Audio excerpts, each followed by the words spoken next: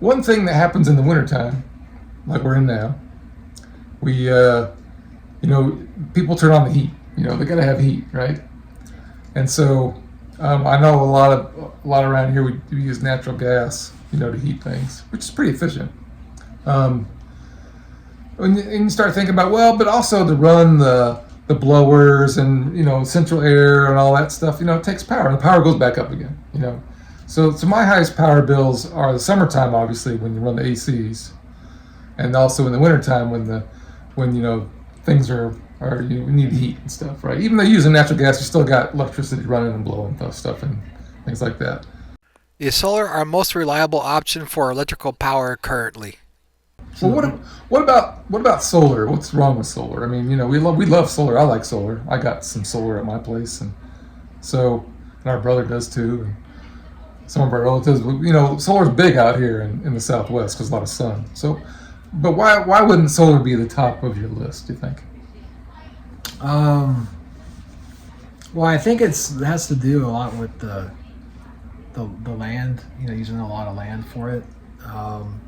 The maintenance for it.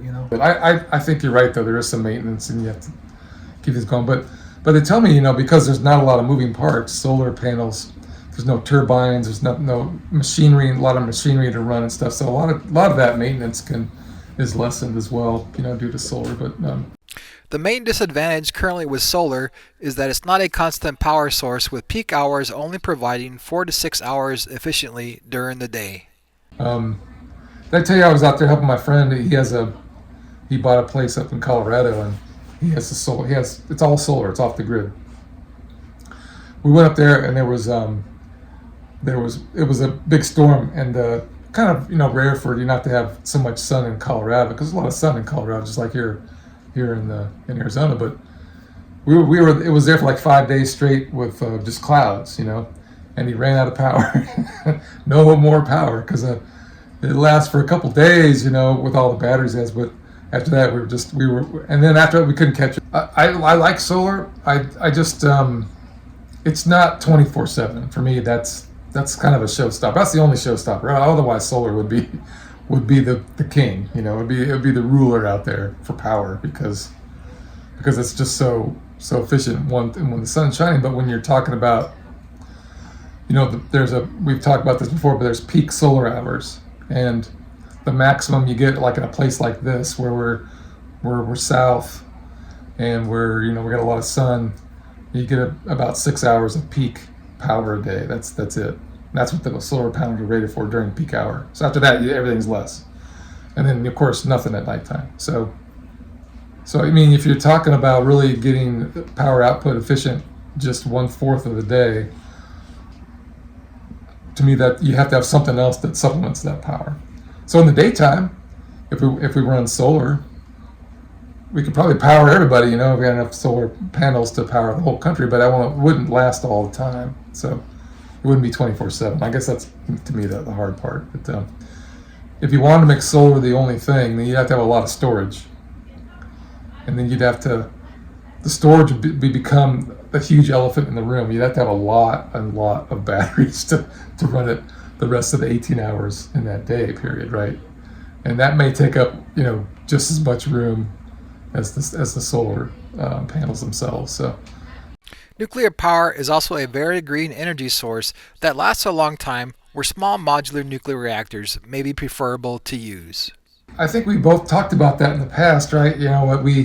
We think nuclear is one of the things that could really save this planet, is to do more nuclear power, because once you get them going, the greenhouse emissions are basically very, very small, and so there's a life cycle greenhouse gas emission equivalency you'd have to factor in. But if you run the plants for a long time, which they can run for a long time, you're talking about a pretty green energy producing situation there.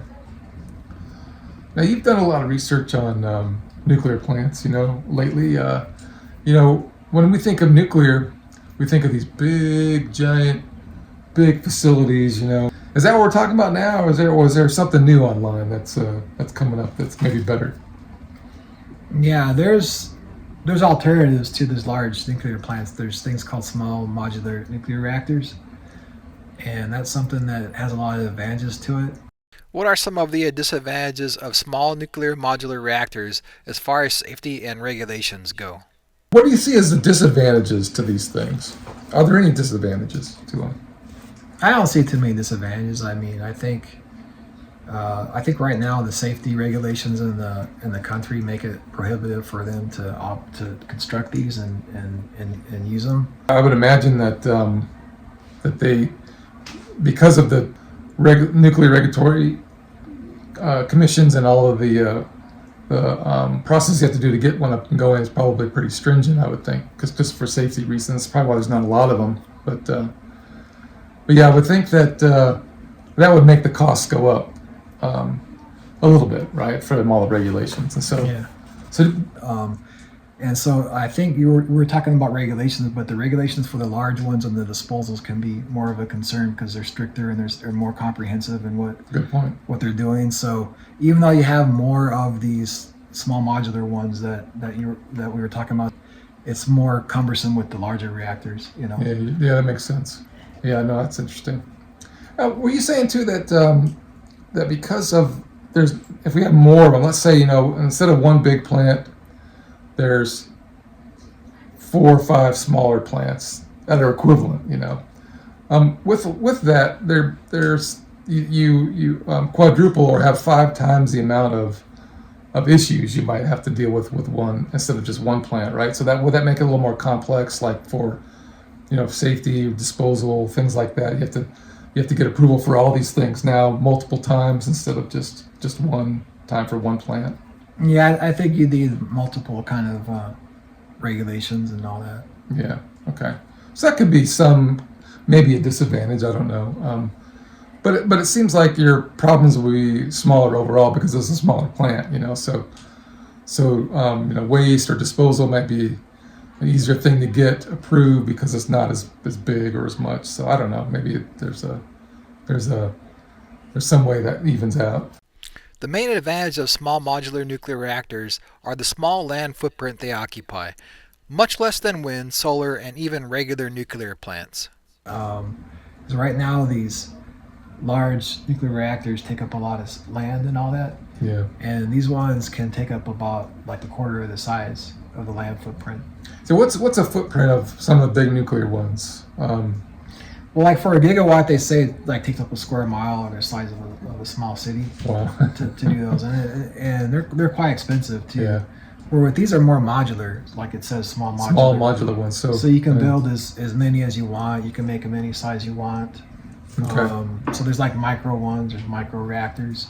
To me, it seems like it's no less intrusive than a big windmill farm, in the countryside as well. I mean, that's probably takes up more per megawatt. Probably takes up more land than a nuclear plant would. So, and I think a nuclear plant would take up less than a solar farm. So, and then a small modular nuclear plant would take up less than a traditional one. So now we're talking about going orders of magnitude smaller, I think, and which I think is a big advantage. Like I said, we have all these advantages that we can do with these small modular reactors, and I think they would be ideal for our energy problems we have, and so we just need to make sure that the regulations aren't as stringent.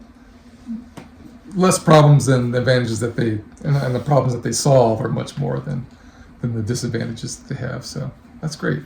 I'm looking forward to seeing more and more progress on these. Well, Phil, until then, we're the Climate Change Brothers, trying to bring you all kinds of information about what could make the world a better place.